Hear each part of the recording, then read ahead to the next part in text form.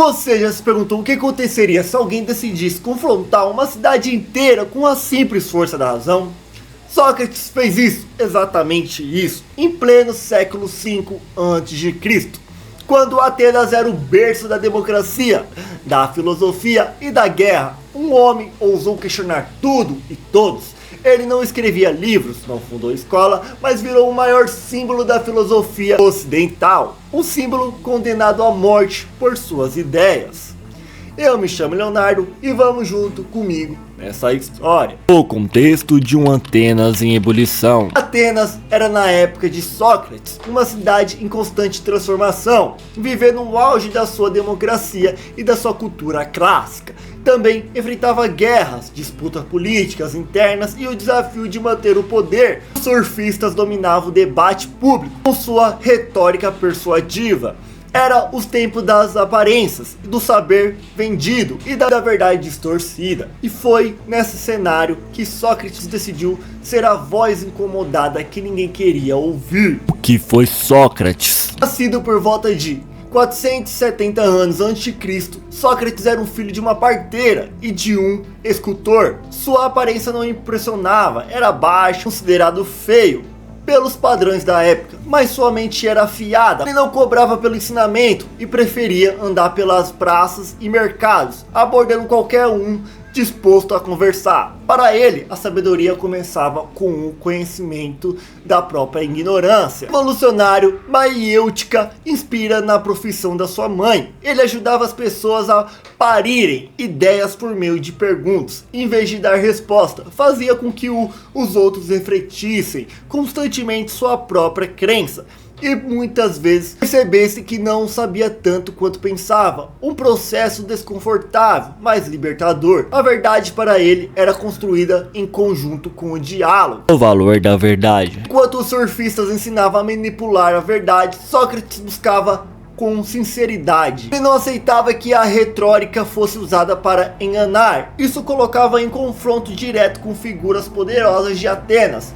Para ele, a ética era inegociável. Um símbolo orador, dizia ele, deveria buscar o bem, não apenas vitória no debate. Sócrates, o provocador de consciência. Sócrates gostava de interpretar políticos, poetas, generais, qualquer um que afirmasse saber algo. Ele os fazia tropeçar nas suas próprias contradições, demonstrava discursos com lógica pura. Não era incomum que seus interlocutores saíssem humilhados. Isso lhe rendeu muitos inimigos, mas para seus discípulos, um plantão, ele era um mestre insubstituível. O julgamento de Sócrates. Em 399 anos a.C., aos 70 anos, Sócrates foi acusado formalmente de corromper a juventude e de desrespeitar os deuses da cidade. O julgamento foi um espetáculo. Diante dos juízes, Sócrates não pediu perdão. Pelo contrário, disse que estava cumprindo sua missão divina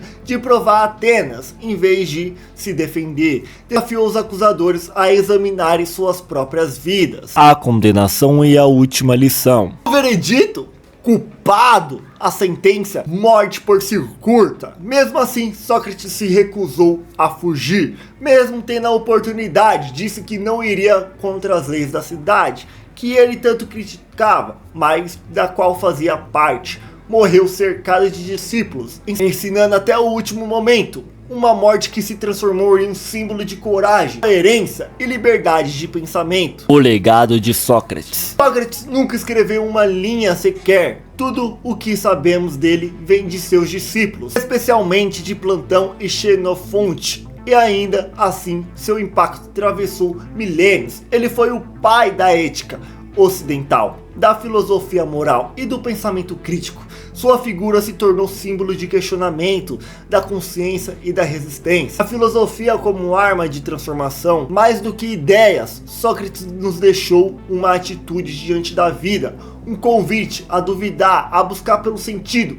a reflexão sobre o que é justo, bom e verdadeiro, em um mundo de informações superficiais e opiniões prontas. Sua mensagem, mais urgente do que nunca, só é: livre-se aquele que se pensa por si. Imagine Sócrates caminhando pelas ruas de uma metrópole moderna, abordando pessoas com sua pergunta descontente, Você sabe mesmo o que está dizendo?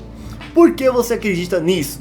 Seria amado ou odiado? Cancelado ou reverenciado? Um mundo onde a verdade é disputada a cada segundo. Talvez ele voltasse a ser condenado. Sócrates nos ensinou que pensar dói, mas liberta. A ignorância não está em não saber, e sim em achar que já sabe. Seu pensamento continua vivo em cada um que questiona, investiga, duvida e busca como humildade algumas formas de verdade. Porque no fim, como ele mesmo dizia, uma vida não examinada não vale a pena viver.